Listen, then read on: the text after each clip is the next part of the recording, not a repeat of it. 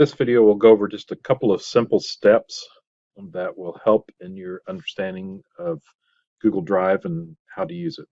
So one of the things we wanted to show you is how to share and understanding that. Most of you probably are fairly aware of that, but just wanted to point out a couple things with that. So if we have, let's just create a new folder here.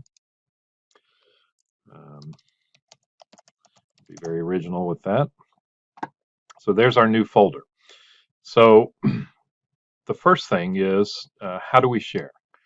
If you right click on this and go to share, then you get a couple of options here. You get the option to share with specific people, and if we do that, then we can make them an editor where they can make changes to things, a commenter where they can make comments on your items but not change it, or just a viewer. So it just depends on what you want with that. You can send a message to them, have it notify them that they get it, and then you can just hit send and they would get that. So I'm going to go ahead and do this for that user there. Now you'll notice that once I do that, you get this little icon with the person on it, and that just indicates that that folder has now been shared. So if you look at this group, you can see this one has been shared here and this one also has been shared. Okay, now something else that you could do if you're going to share this with people in general and you don't want to have to worry about so much people having permissions. You know, sometimes you only want certain people to see it. Sometimes you just need everybody to be able to have access. So in order to do that, I'd right click and go back to share. And then down here, I would click where it says share with Walton County. And I would change this. And so this is where I can make it anyone with the link could see it. And that means that it doesn't matter who they are, students, teachers, outside people, parents, whatever. Walton County would mean right now it's set up so that anyone in Walton County can actually see this folder with the link. So even though I added that one person, still anybody can get to it and at least view it. And that's the rights that I've given here. Or you could restrict it. And if I do that, that means only the people that I've added, which is just one person here, can actually do anything with this. So those are the things you want to choose. And it really, again, just depends on what you want to do with this. If you're putting videos in the folder that you want students to see or anything like that, the best way to do it is just to say anyone with the link. And once you decide how you want to set that up, you just say done. And now you've got that new sharing. So one of the nice things about setting up a folder with sharing instead of individual files is that anything I now put in this folder will get that sharing. So let's just create a new Google Doc. We'll call this a test document. And just a trick here, once I type that first line and click up here in the title, it'll grab that first line and rename it. So I've got a document now, that's down here, and I'm going to move it, grab it and move it to this new folder.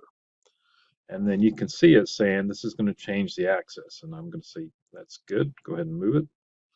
And now this test document also has that sharing, the same sharing rights as the folder, and you can see that is indicated here. Now I could go in and modify the sharing inside of this folder for just this one file, but we found that if you create a folder with the sharing you want and then just drop things in it, it's real easy. You don't have to worry about setting that sharing up anymore. So this is the sharing part from your end. Now, if you get something shared with you, that typically shows up in the shared with me. So real quickly, let me just show you what you do with this, because there's no organization to this. You can sort it by name so that you get things in alphabetical order, but other than that, there's no organization. And so sometimes it's hard to find stuff.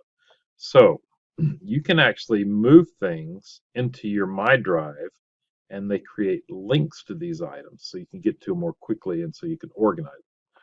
So let me show you how that works. If we go to My Drive and let's create a new folder, and I'm going to do shared with me. And I know that's exactly what that one says, and hopefully That's not too confusing to you, but that's actually a folder now inside of my drive. Okay, now there's nothing in it. It's not showing me what's in there. I have to put things in it. So what I can do is come back here to things that people have shared, and let's say that I want this one here in that folder. I can drop this down so that I see the shared with me, and I can drag it over to that one. I have a hard time dragging. There we go. And you see the little icon with the plus on it. That means it's adding it to my drive. Okay. So now, if I go back to my drive and I go to the shared with me, you can see that read write folder, but you see this little arrow. That means it's a link. So it's really linking it to their folder, whoever shared that with me. And so now, as long as I've got rights, I can go in and see everything that's in that.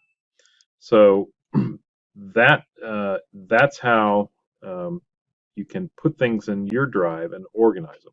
And you'll notice if I'm in my drive and I go to this, you see how it bumped me over to the shared with me actual folder? It bumped me to here because if I click on this, I'm back in the shared with me area.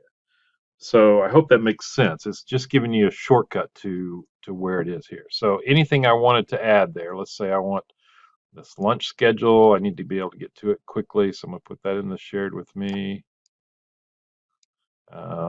This advisement, Google slideshow, I want to be able to get to that quickly. And so anytime people share stuff with you, you can put it in that folder. And so now, if I'm in my drive and I go to shared with me, I've got links to those things, and I can start organizing them however I want. I don't have to put them in this folder. I can put them wherever I want. But the idea is just once you put them in my drive, then you can organize. Hopefully that makes sense and will be a little bit more user-friendly and helpful for you. And as always, if you have any questions, please let us know.